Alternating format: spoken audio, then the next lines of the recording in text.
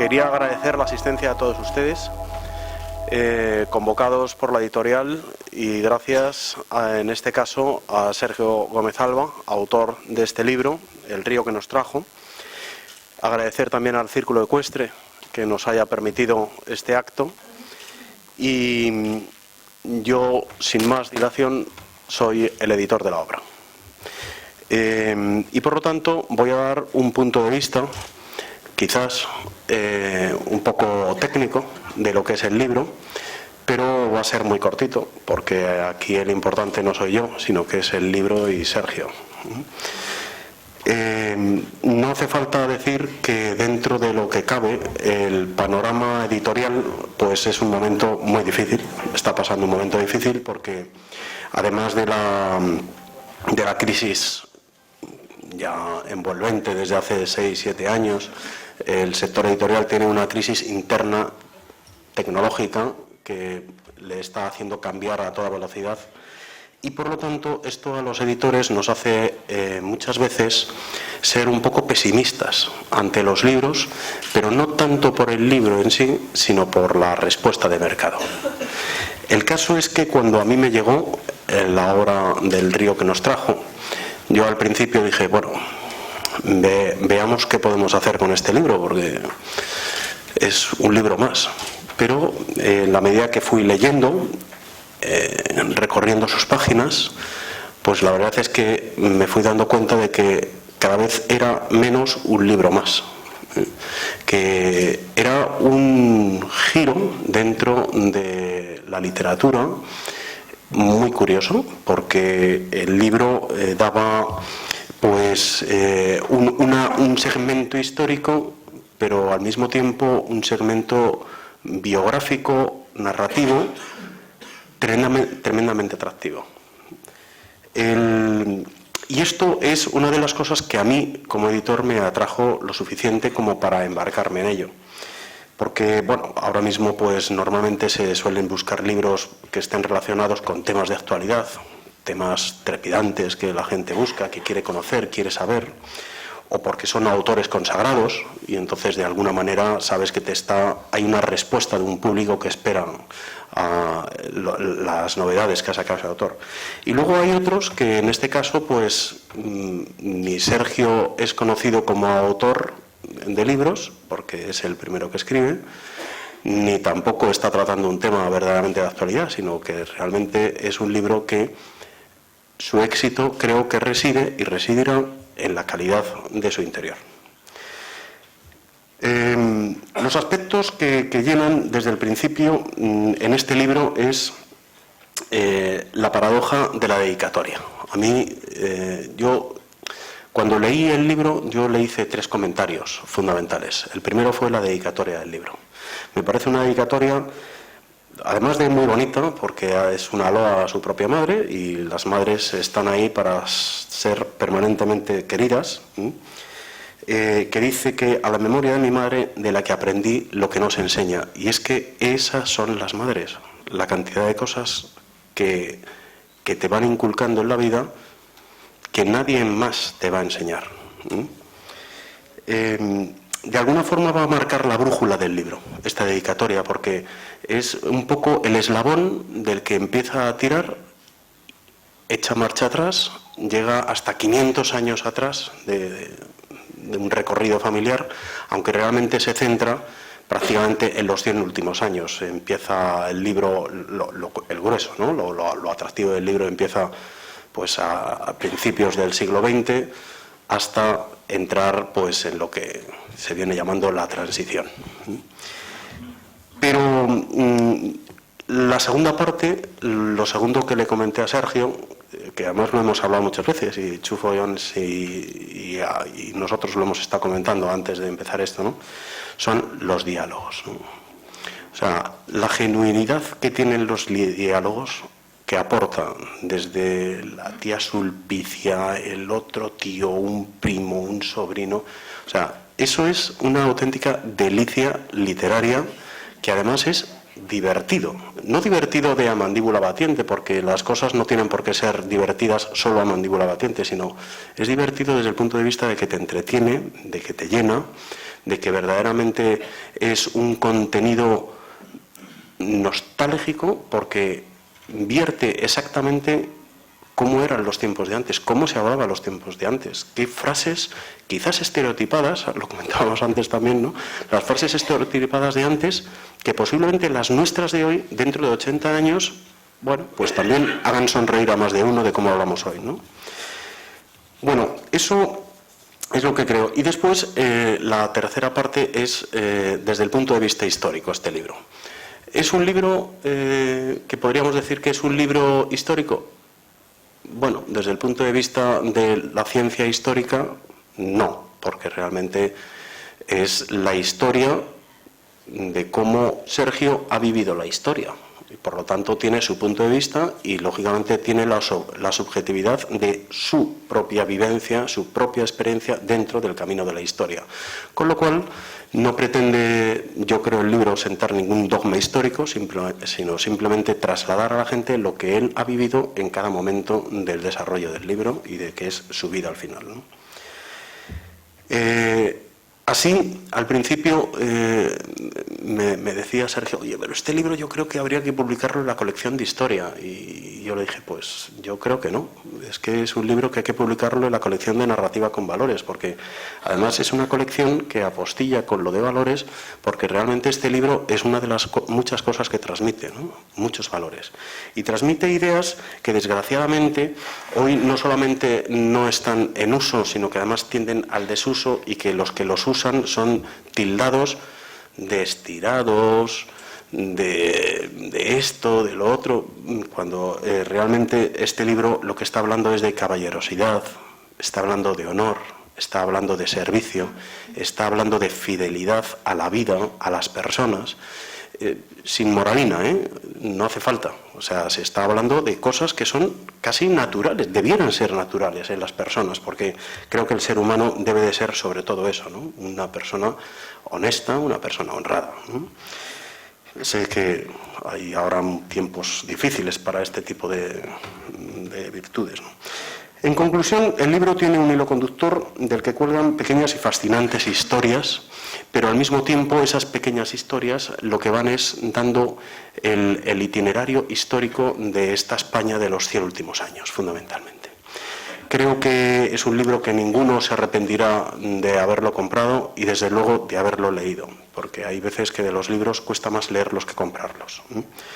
Y yo estoy francamente satisfecho, estoy muy contento de haber sido el editor de esta obra y me encuentro, pues la verdad, encantado de haber estado trabajando con Sergio, porque además ha dado mucho gusto trabajar con Sergio. Es un autor dócil, que también no es habitual, o sea que, con lo cual, sin más, le paso el micrófono a Chufo Llorens, que contará más.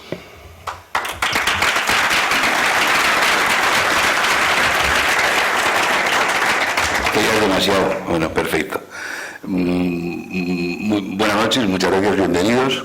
Y en primer lugar, agradecerles en nombre de los tres su asistencia, porque nos han regalado el bien más preciado del mundo, que es su tiempo. En vez de estar aquí, podrían estar haciendo cualquier cosa y están aquí, con lo cual esto es un regalo, vamos, inmarcesible. Sabemos que el dinero va y viene, a veces va mejor, peor, la salud va y viene, tenemos gripe, nos encontramos bien, no sabemos, pero el amor dura siempre, pero cambia de sitio, pero el tiempo se va para adelante y no para. Entonces, dar las gracias por esto y decirles que presentar un libro a veces parece fácil, pero no es fácil porque tiene truco. Primero has de incitar a la gente a que lea y a que lo compre. Eso es una cualidad. La otra es no desvelar demasiado, porque claro, es como el chiste del acomodador que no le dan propina y le dice al tío el asesino es el médico. Entonces ya te han chafado la historia. Entonces tienes que ir mirando con cuidado. Sergio me invitó un día a comer, lo cual siempre es de agradecer, y lo pasamos además fantásticamente bien. Y en la sobremesa me habló de su idea. Él tenía en la cabeza un libro y lo lo había parido, por decirlo así, pensando en sus hijos y en sus nietos, para que el día de mañana supieran quiénes eran, de dónde venían y quién era su familia. Entonces, esto era un logro muy bonito, pero me preguntó cómo veía yo el libro para ser editado. Evidentemente, lo primero que le dije es que tenía que leerlo, que me enviara el libro, cosa que hizo de inmediato, y yo me fui con reservas, porque generalmente cuando se escribe un libro para un público dedicado, concreto, que es por la familia y tal, si lo descuadras de sitio no funciona. Es lo mismo que en las bodas. Hoy día se ha puesto de moda que te ponen una peliculita o un vídeo al final y entonces sale la novia cuando era pequeñita en una bañera con una ranita, luego sale el novio que se cae en bicicleta y se pone una tirita, y claro, el que conoce a la gente dice, mira, pero el que no conoce sigue tomando el helado porque no se entera de nada. Entonces eso, cuando dedicas un libro a tu familia, es difícil que encaje en el público en general. Me envió el libro y yo me leí el libro con mucho cariño y mucho interés. Y tengo que decir que lo empecé a las 10:30 de la noche y lo acabé de tirón a las 4 de la mañana. Porque el libro no te suelta. Y eso es la condición indispensable y maravillosa de un libro. No hay libros gordos ni pequeños. Hay libros que enganchan, como se dice vulgarmente, o libros que no enganchan. Y el libro de Sergio, yo os aseguro que es de lo más enganchón del mundo. Es como él es y es como él habla. Si él en vez de escribir hubiera podido explicar el libro, hubiera sido igual o mejor. Porque es así.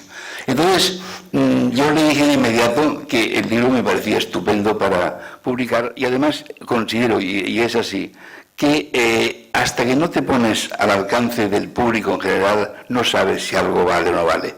Tengo muchos amigos que pintan, que hacen escultura, y además es estupendo, y además digo, oye, ¿por qué no expones? No, yo lo hago para mi familia.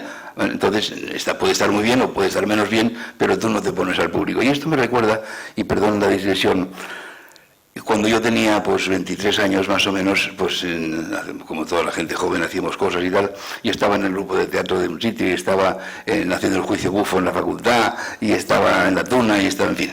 Y un día fui a una casa particular a hacer broma con una persona que se ha ido, que era Armand Carabén, que fue gerente del Barcelona, y que ganó un economista, pero perdió un humorista fantástico. Armand Carabén era un prodigio. Y en esa casa estaba Mari Sampere. Estava Mari Sampere i no es veu actuar. O sigui, com era Mari Sampere d'excesiva, nen, ho feu molt bé, això... Estaba entusiasmada Mari.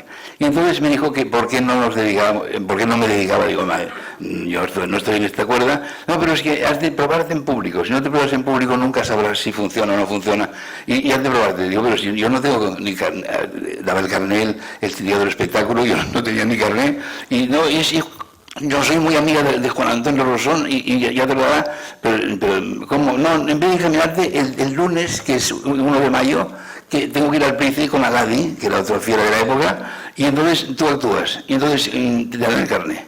Digo, bueno, yo no tengo el repertorio porque hay censura, y no tengo el repertorio, la censura era durísima. Y yo además en particular imitaba a Franco, imitaba al obispo Modrego, imitaba al padre Laboro, y claro, yo con aquello no podía salir por el mundo, no iba a ser un escándalo aquello. Entonces, bueno, al libro estoy, luego me meto otra vez hablando de la censura. Una vez presentando el Festival de Benidorm en la Plaza de Toros de Valencia, eso es muy posterior, me he ido, resulta que yo contaba una cosa de un coronel mexicano que era muy divertida y venía al hilo del relato, ya le he contado alguna vez, que decía el chiste o la cosa, dice el coronel, dice, tenía una mujer que era muy ligera de casos, lo llamábamos sin novedad en la frente. Entonces me llamó la censura, en Pagá, me dieron a la comisaría, me dieron un puro de espanto, y yo me expliqué que era mexicano y que entonces me 3.000 pesetas de multa. Me lo bajaron a 1.000 pesetas con la condición de que lo bajara sargento. Si lo bajaba sargento, sí, si no. Bajé a sargento y ya pude continuar con la historia. Bueno, quiero decir con esto que fui al Príncipe, tuve suerte, Mari había montado la claca, tuve suerte, y eso cambió mi vida. Y eso quiere decir que hasta que no te pones al alcance del público y el público opina, hasta que el público no opina no vale. Hasta que no triunfas sin saber quién es nadie, ni quién es tu padre ni tu madre en Calahorra, y la gente aplaude, hasta ese punto no vale. Pues yo dije a Sergio, oye, esto es muy bueno, tiene mucho gancho, tiene mucha curiosidad y es emocionante. Yo en mi juventud había leído un libro que me llamó mucho la atención, de García Serrano, que era Cuando los dioses nacían en Extremadura. Era un libro estremecedor. Entonces, desde ese libro, ese clic que me hizo este libro, y he leído muchísimo, ese clic lo he tenido otra vez con el libro de Sergio. Y eso lo digo porque es verdad, si no, no lo diría. El libro de Sergio me ha conducido a una época que evidentemente es la mía, me ha conducido a otra España y me ha hecho hablar muchas cosas, me ha hecho recordar muchas cosas. En un momento de la historia de España se acaba la Reconquista en Granada y resulta que la cantidad de hidalgos y de infanzones y de segundones de familia que quedan en el paro es inmensa. Entonces cada uno se va a su tierra. Y hay una tierra que se llama Extremadura, extrema y dura. Imaginémonos lo que sería esa tierra en 1492. Llegan a esa tierra la máquina más engrasada del mundo de guerra, que lleva 7 siglos guerreando, llega ahí, esa llega, y en ese momento se descubre América. Y todo el mundo de Extremadura se va a América. Yo puedo decir que el 40% de los conquistadores fueron extremeños. Entonces, cuando leo un libro y me entero que tengo un amigo que en sus ancestros tiene a Cortés, a Pizarro, a Garcilaso de la Vega, al Marqués de Antillana, se me abren las carnes, me emociono porque pienso qué hermosura es esto. Y entonces me encuentro con un libro, me encuentro con una historia que me han contado, que este país nuestro es un país estupendo, pero para cosas muy desgraciadas, porque la envidia es muy mala. Es muy mala la envidia, y si la epopeya que fue América la hubiera hecho Inglaterra o la hubiera hecho Francia, habría 200 películas y 300.000 libros, y en cambio aún hoy día la gente, una cierta gente, empieza a decir que si matamos a los indios, que si tal y cual, y yo no sé de ninguna conquista que haya sido con lirios y flores, porque cuando Roma vino aquí, preguntémosle a los numantinos qué hizo Roma y te lo explicarán, o a los saguntinos que hizo Aníbal y te lo explicarán, pero nos dieron el derecho romano, nos dieron las calzadas, nos dieron la cultura, se llevaron las minas, se llevaron el garum, la pasta de anchoa que les gustaba mucho a los romanos, pero no hay ninguna. Entonces, como dice en la Plaza de las Esculturas, en el obelisco, en la placa más o menos dice que aquí Cuauhtémoc y Cortés se encontraron. No fue derrota ni victoria, fue la fusión de dos razas que constituyen hoy día la raza mexicana. Y eso fue lo que fue la conquista de América. Entonces, el libro de Sergio nos conduce por unos caminos que son muy curiosos, porque por un lado aprendes costumbres, aprendes lo que pasaba en el siglo, aprendes los resultados de tanta invasión, de tanta guerra y de tanta política que fue ese siglo. Sabes de los franceses, sabes de las ferias de ganado, sabes de la gente que fue para las Américas, sabes del maquis, porque siempre en la frontera hay maquis y pasan de un lado a otro, y te vas enterando de todo, pero sobre todo, y salpicando todo esto, hay una cosa preciosa que es reiterativo. Yo no había hablado con Humberto cuando de aquí. Hay una letra bastardilla que sale cada 3 capítulos, que son, y bendita memoria la de Sergio, que son las frases y la moda de hablar de su familia, de la tía Altagracia, de él de niño, el concepto de abolengo y de clase que tiene la familia, porque ese señorío es una cosa natural, y entonces está impregnado todo ello de cómo tratan al servicio. Hay una anécdota que aunque es desvelar el libro, la quiero contar, porque no me refiero nada más concretamente para no desvelarlo, que es cuando los catalanes iban a comprar la lana a Extremadura. Entonces resulta que al catalán, los de Acciones para abajo, subía la criada y le decía a su abuela, le decía, ha llegado ese era el que venía a comprar. Entonces le hacían subir, y entonces el hombre empezaba a discutir el precio, a hablar del precio, y la abuela hacía ver que se dormía, como diciendo, no me importa nada que estés aquí, ni me es igual que estés aquí, o sea, es igual, no, como diciendo, tú no eres importante, y al cabo de como un cuarto de hora, se hacía que se despertaba, el otro explicaba todo otra vez, y así lo hacían en 3 días. Y al tercer día ya era el señor tal, ya era cual. Y cuando argumentaba que sus primos había comprado la lana más barata, ella decía, dice, es que es más basta. La lana es menos buena. El libro está lleno de anécdotas, el libro es una preciosidad y el libro es un disfrute. Y yo lo voy a poner con mis preferidos porque además es el clásico libro que lo puedes coger otra vez, lo coges por donde lo cojas y en cualquier parte hay carne. Dices que hoy mismo a la vuelta me he leído dos fragmentos más y me apena no haber acertado, que lo he consultado con Humberto y con Sergio después, haber traído un locutor bueno de radio para que abriera el libro y leyera un par de párrafos con la voz y la inflexión que da. Pero créanme que es un libro encantador, un libro que hará las delicias de mucha gente y un libro que se va a vender solo porque lo que funciona mucho mejor que nada es el boca a boca. Yo le auguro un gran porvenir al libro de Sergio y además el porvenir lo marcaréis vosotros esta noche. Nada más.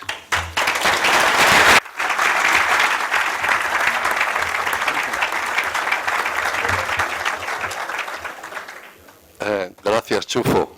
Chufo, en su entusiasmo hacia mí, me ha hecho descender de más gente de la que en realidad desciendo, porque yo no desciendo de Cortés, aunque Cortés, por parte de Madrid, sí está emparentada con algunos de los que están en esta sala. Como has hablado de la fusión de razas que se produjo en Extremadura, allí no hubo ni conquistadores ni conquistados, allí todos fuimos conquistados y conquistadores, las dos cosas. Quiero destacar que está aquí Antonio, me hace mucha ilusión. Antonio Orellana Pizarro, él sí que desciende directamente de Francisco Pizarro y de Hernán Pizarro y de la princesa inca con la que se casaron. Esa fueron la fusión de razas. Mira qué contento se pone. Claro que sí. Él está aquí y es como si hubiera traído el túnel del tiempo. No, es verdad.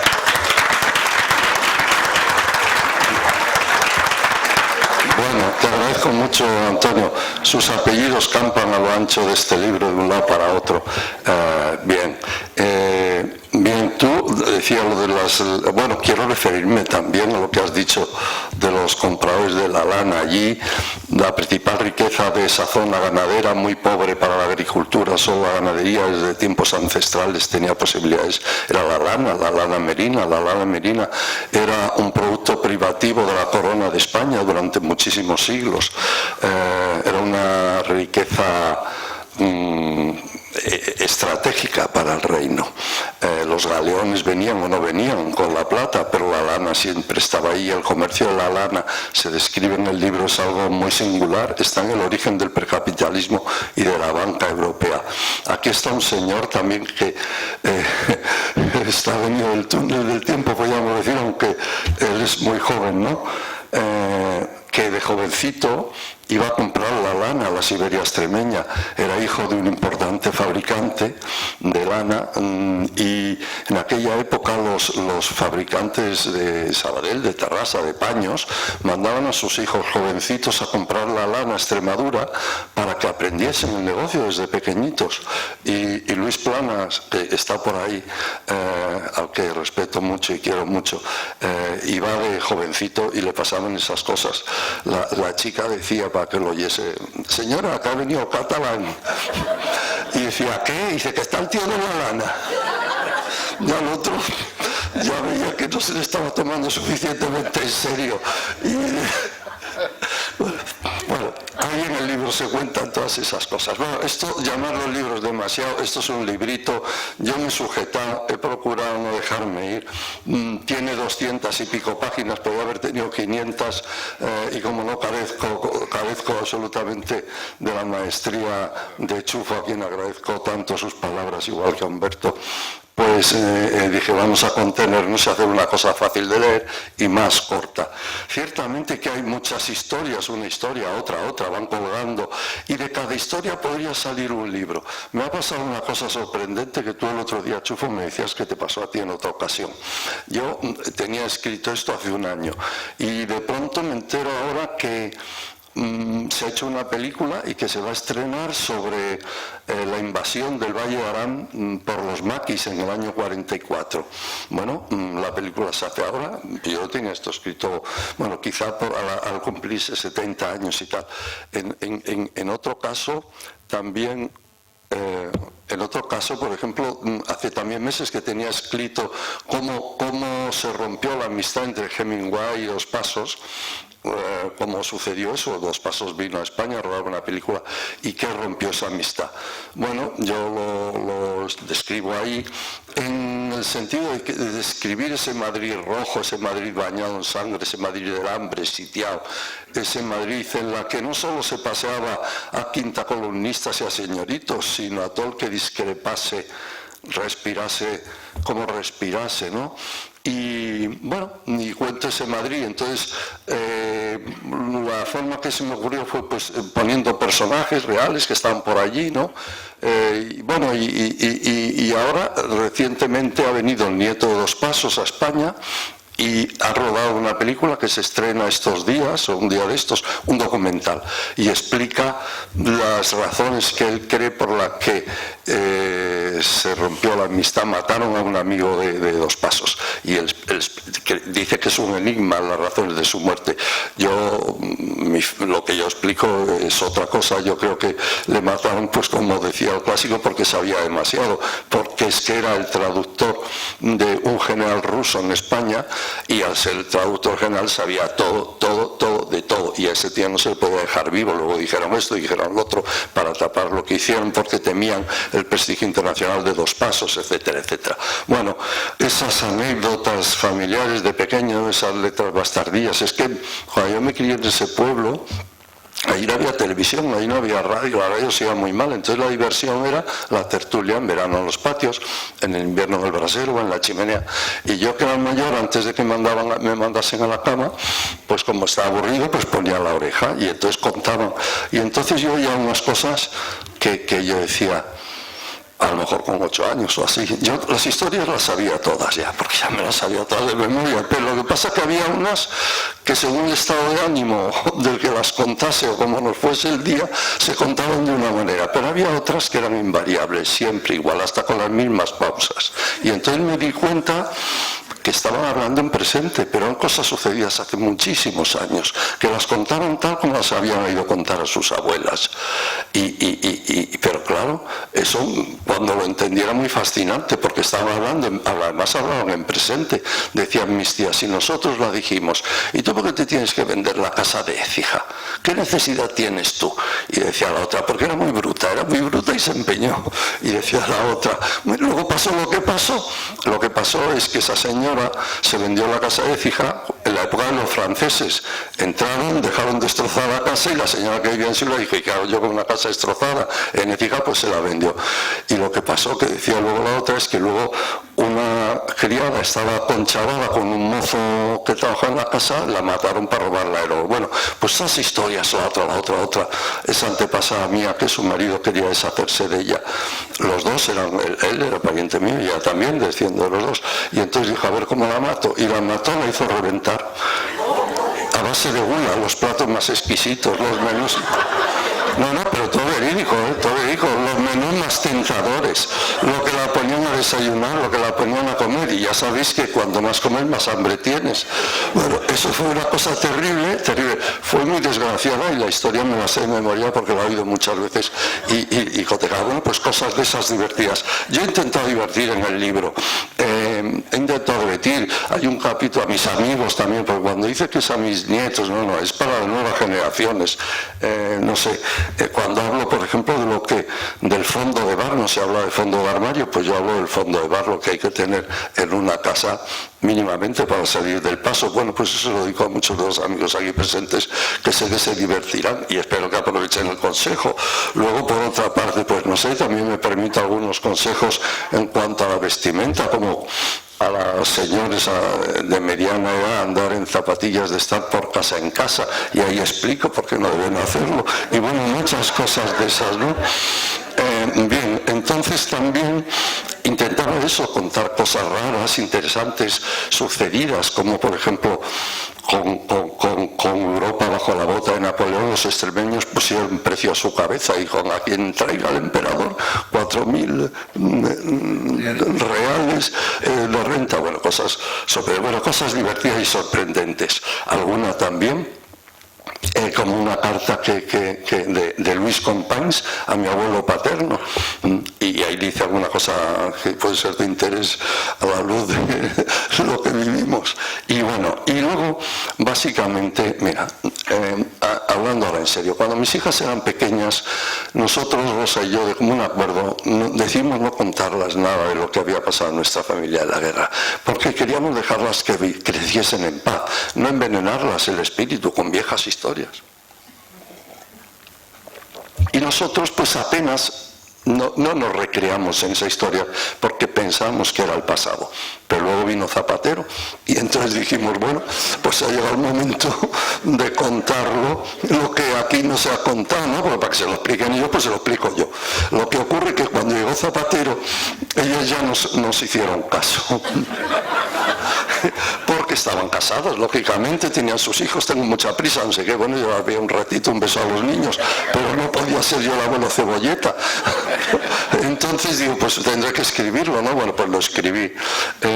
Y luego, pues vamos a ver, yo pretendo aquí también dar una orientación, con perdón de la petulancia, no una orientación, pero transmitir, vamos a ver, a los jóvenes hoy se les instruye mucho, se les da una formación tremenda, pero no sé si les da una educación en el sentido de transmisión de valores sólidos.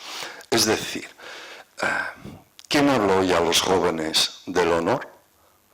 Eso de según Chateaubriand, ¿mantiene el corazón incorrupto en medio de la corrupción? Nadie. A la pregunta, es algo pasado de moda. A la pregunta del clásico, era un clásico romano, que decía, ¿y qué queda cuando el honor se pierde? Hoy responderían muchos entre risas, ¿el dinero? ¿El dinero? Mira, hace unos años, la princesa de Gales, lo sabemos porque lo contó ella, se lió con un capitán de la guardia, eso ha pasado, o no de la guardia, eso ha pasado muchas veces. Lo que pasa es que antes andaban con cuidado porque les costaba, pero salió ya en la televisión y lo contó, ¿no? Y así lo sabemos. Ese capitán que vivió una relación intensa y tórrida, tenía un paquete de cartas muy íntimas y vamos a decir, algo escabrosas. Intentó venderlas y pedía un precio de 3 millones de libras. Esas cartas eran terribles, no podían publicarse, pero él era lo que era. Recibió un aviso de según qué sitios como para tener en cuenta y se oye, sí, y renunció a vender las cartas. Posteriormente se ve que anda más achuchado de dinero y otras cartas con menos intensidad, pero también con cosas muy privadas, las ha sacado ahora recientemente a la venta. Parece ser que espera recaudar unas 150.000 libras. Eso es lo que queda.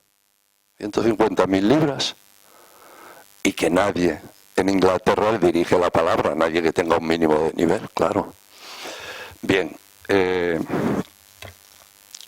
Bueno, finalmente acabo con una última parte. Bueno, yo no he querido permanecer finalmente indiferente a los intentos de la progresía militante de poner en circulación moneda falsa para que la cojan las nuevas generaciones. Tras los 70 años ahora, decíamos esto de la invasión del Valle de Arán, por ejemplo, se me ocurre, en La Vanguardia leí un artículo de una periodista señera, indignada, de que a esos luchadores de la democracia y la libertad, patriotas y tal, bueno, vamos a ver, los maquis eran de obediencia a Stalin, y vinieron a esto y se retiraron cuando lo mandaron desde Moscú. Claro, yo no digo que no sean patriotas, cada uno es patriota a su manera, pero poner a esos señores como demócratas luchadores de la libertad, eso es mucho. Claro, eso se pone en circulación y estos, pues al final algunos se lo tragan, ¿no? Bueno, pues se lo tragarán, pues yo les voy a decir a estos que eso serían muchas cosas y yo no los voy a calificar, pero pero luchadores por la libertad demócrata, eso es, bueno. Yo en unos años en el Congreso de los Diputados, ya acabo, cuando en el Congreso alguien decía acabo, ya la gente se echaba a temblar. porque es que faltaban 3/4 de hora. Pero no va a ser el caso, no va a ser el caso. Sí, yo en todos los años, aquí está Salvador, lo compartíamos, es un hartazgo ya, que cuando estaban aburridos, vosotros habéis oído decir que un viejo refrán, que cuando el diablo no tiene nada que hacer con el rabo mata moscas, es decir, maldades aunque sean chicas. Bueno, pues cuando estaban allá aburridos o querían tapar otros temas, sacaban y pedían a los diputados del centro derecha que condenasen el alzamiento militar de Franco. Vale, muy bien. Bien, ocurre que mientras todos esos señores se nieguen a reconocer las masacres que protagonizaron contra miles de ciudadanos indefensos por el simple hecho de no compartir sus ideas, mientras se viene a condenar las tropelías cometidas, son cómplices de esos sucesos atroces. Mira, las secuelas de una guerra civil tardan 100 años en superarse. Algún día alguien en las Cortes pedirá perdón a todos los españoles en nombre de los dos bandos, pero mientras tanto tú no puedes sostener que ellos eran los malos y tú eras los buenos. Vamos a reconocer lo que nos toque a cada uno y después estaremos en condiciones. Bien. Además es que es tremendo porque hace poco Bertín Osborne en la televisión le echaron en la radio, le echaron en cara que había entrevistado a la nieta de Franco. Entonces Bertín, que ya no le pueden poner señorito porque Bertín no ha hecho otra cosa que trabajar toda su vida, más que muchos de los que yo me sé, que están por allí. Entonces Bertín pues dijo, hombre, vamos a olvidarlo, vamos a dejarlo, han pasado 40 años. Y la otra, que no pierde ocasión, esa progresía de meter el cuerno en cuanto alguien tiene enfrente que no piensa como ella, le dijo, no, eso, muy fácil decir eso, que se olvide la gente, nos está oyendo mucha gente que han perdido y tienen familiares asesinados por Franco y tal y cual. De modo que es muy fácil pedir que se olvide. Entonces Bertín, ahí se enfadó, mira que es un hombre, un carácter estupendo, ¿no? Y saltó y dijo, ¿qué? Ellos no pueden olvidar, pero yo sí. Es que a mí me mataron 7 hermanos de mi madre. Yo sí puedo olvidar. No me lo habréis oído nunca. Pues olvidemos todos. Y ahí quedó la cosa. En este país decía Trapiello que cuando no se te puede rebatir se te va fascista. Bueno, yo estoy preparado, por supuesto, para que me llame lo que les dé la gana. Nosotros no los llamamos comunistas. Acabo contándonos una historia de Rosa. Y mira, nos llamamos comunistas, no sé qué se llamen ellos. Si ellos se llaman comunistas, pues yo les llamo como ellos quieran se les reconozca. Fuimos un viaje a Namibia y venían unos cuantos diputados de socialistas, comunistas, de todas partes, comunistas, no, de Iniciativa per Cataluña, Verdes, todo esto, ¿no? Y entonces íbamos en el grupo y cuando decía el del autocar, ale, venga, estamos todos, y decía Rosa, faltan los comunistas,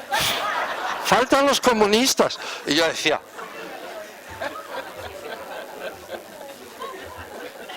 que son de Iniciativa per Cataluña, hija. Y els Verds. Y esta miraba. Decía, bueno, pues nada, oye.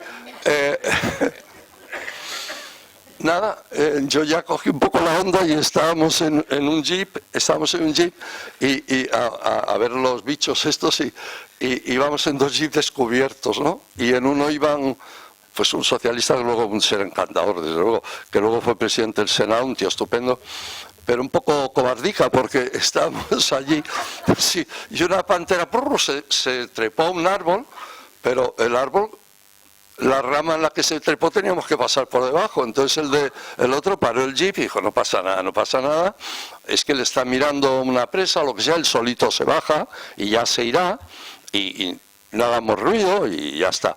Entonces el bicho no se iba.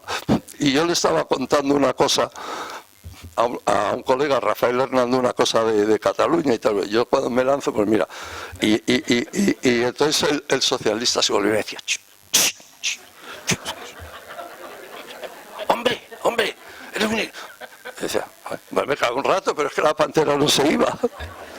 Mira, eres un irresponsable, se volvía, me lo ha ido a contar Pili muchas veces. Eres un irresponsable, de luego, ¿cómo eres? De luego, es que sois un irresponsable. Mira, ya me tenía harto, mira, yo no, irresponsable no soy, yo estoy muy tranquilo.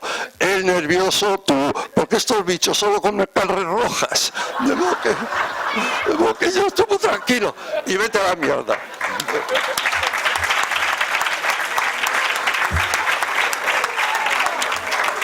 Bueno, pues la misma noche en la embajada, dice el embajador, vamos a hacer una foto de familia, Dice el embajador, vamos a hacer una foto de familia, Estamos todos, no, los comunistas, faltan los comunistas. Mira, yo ya la dejé, todo el viaje la dejé, porque luego se hizo muy amiga de todos, como es natural, porque la gente es estupenda. Y los comunistas, claro, ¿qué ocurre? Que a mí se me dan fascistas, yo salto y me enfado, pero ellos llaman a los comunistas y con la mochila que llevan detrás les parecía muy bien.